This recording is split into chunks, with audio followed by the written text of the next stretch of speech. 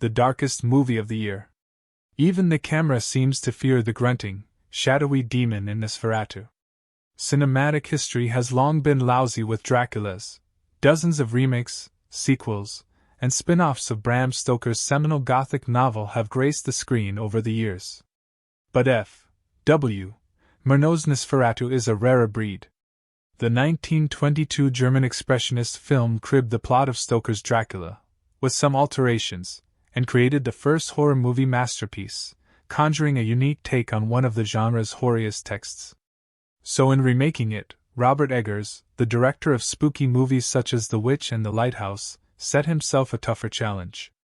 Anyone can give us a new rendition of Dracula, but only the most dauntless artist would attempt their own interpretation of such a totemic version of Stoker's creation.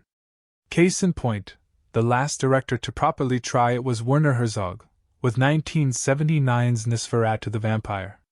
That film was a loving, baroque homage to Murnau's original, staged with funereal elegance, and starring a melancholic Klaus Kinski in chalk-white makeup as the titular fiend. Eggers, who always swirls a fidgety attention to detail and with his fantasy nightmares, is going for something more guttural. His Nosferatu, now in theaters, is dark, quite literally, clammy, and largely bereft of charm. He runs far away from Stoker's debonair, tuxedo-clad villain to present viewers with a Count Orlok, played by Bill Skarsgård, that they can barely even see. The camera itself seems to fear the grunting demon, who throughout the film usually appears backlit. Orlok is the most profound difference between every Nosferatu and the classic Dracula. Murnau's reimagining of the Count is monstrous rather than urbane. His appearance shifts the story from one of dark seduction to a more primeval affair, as he brings a foreboding plague wherever he goes. Eggers dials that sense of menace way up by plunging the audience into an immediate, inky blackness, a woozy atmosphere he maintains throughout. The director's persistent night keeps Skarsgård in constant shadow, his frightening makeup kept hidden for much of the 132-minute running time. The obfuscation feels like the point, an attempt to make the Count seem truly arcane and unsettling again after a century of filmic depictions. The setup of Eggers' Nosferatu is essentially unchanged from its prior tellings. Thomas Hutter, a sweaty, often trembling Nicholas Holt, is a well-meaning real estate agent married to Ellen, Lily Rose Depp, a young woman prone to spells of psychosis. Thomas leaves home when tasked to take some deeds to Count Orlok, a mysterious aristocrat residing in the Carpathian Mountains. There, he has an exceedingly disturbing encounter with the peculiar man, who hints at his own, years-long connection with Ellen, which, unbeknownst to her husband, has been fueling her nightmarish episodes. Joining Thomas's ensuing battle to save his wife from the lustful Orlok's trance is Professor Albin Eberhard von Franz, Willem Dafoe.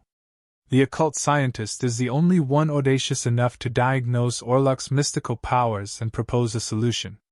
Hint: it involves sunlight and stakes through the heart. Eggers' dilemma is figuring out how to stay faithful to his material while adding a dash of originality.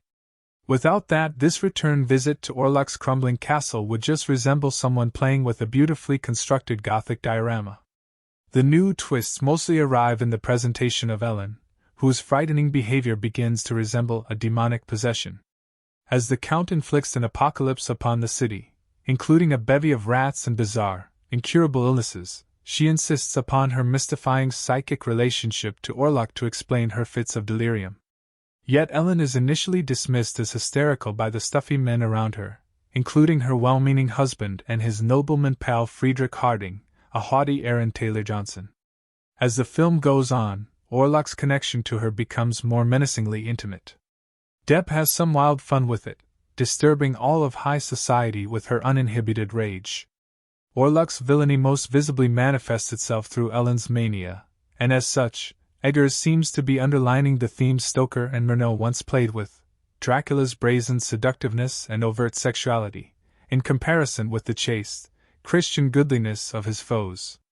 With Orlok so imposingly unsightly, Ellen is the conduit for that exploration here, making for Eggers' boldest gamble with his source material. Depp's performance, infused with trembling and eye-rolling, is loud and on the nose. But given the general intensity of the filmmaking, it fits.